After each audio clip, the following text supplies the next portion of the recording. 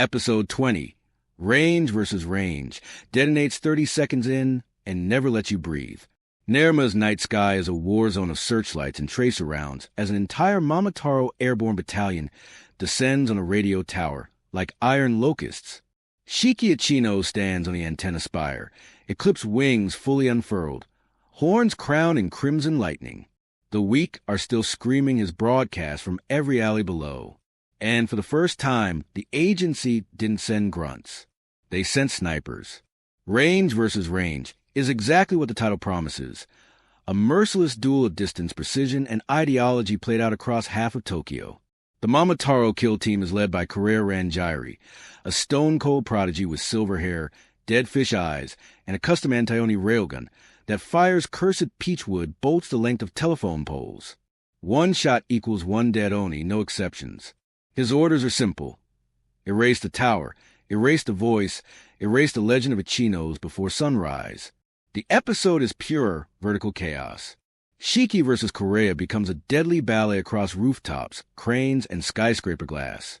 Kureha perches on a distant high-rise, 800 meters out, railgun humming like a hornet the size of a train.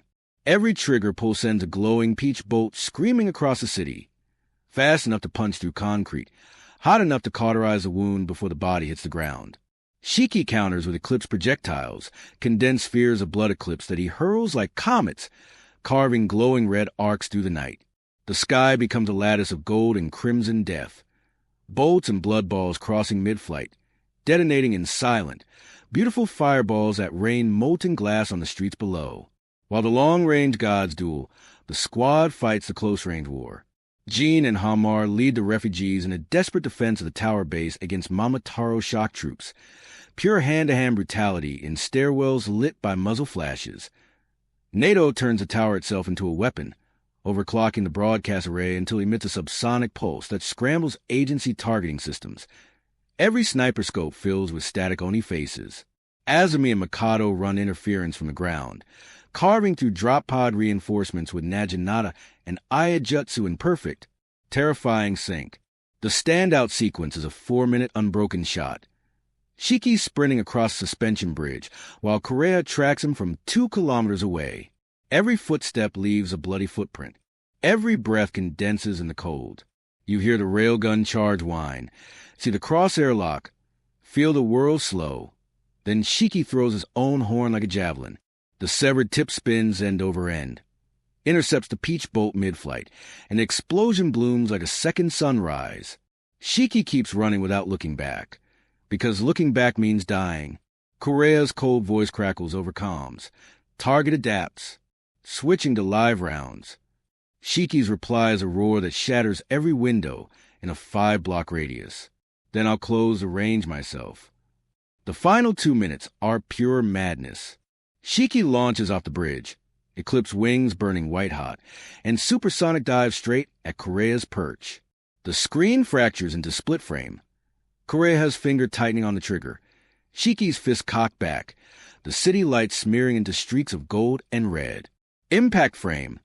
Shiki's punch meets the railgun barrel dead center. The weapon explodes. Kureha is sent flying through 3 office floors in a cloud of peachwood splinters and blood. Studio Hibari said budget? What budget? And poured everything into 20 minutes of aerial warfare that feels illegal to watch for free. The color work is insane. Peach bolts leave searing white trails. Eclipse projectiles bleed deep arterial red. When they collide, the screen flashes negative for a single frame, like your retinas just got punched. Impact frames are hand-drawn love letters, shattered glass frozen mid-shatter, blood droplets suspended like rubies, motion lines so sharp they could cut paper. The sound design deserves its own Oscar. The railgun's charge is a rising demonic chord. Every Eclipse projectile whistles like a falling bomb, and when horn meets bolt, the explosion is pure subwoofer violence. Wind howls. Concrete screams. Shiki's final roar has actual reverb that rattles your headphones. Minor nitpick. A couple of background choppers reuse animation cycles, understandable at this insanity level, and one wide shot of the bridge loses a little detail in the darkness. But honestly, shut up. This is God tier. Episode 20 is the hypest, most beautifully violent thing Tougen Anki has ever done. Range versus range takes the emotional wreckage of 18 to 19 and weaponizes it into a middle finger aimed at heaven itself. Shiki isn't just fighting snipers.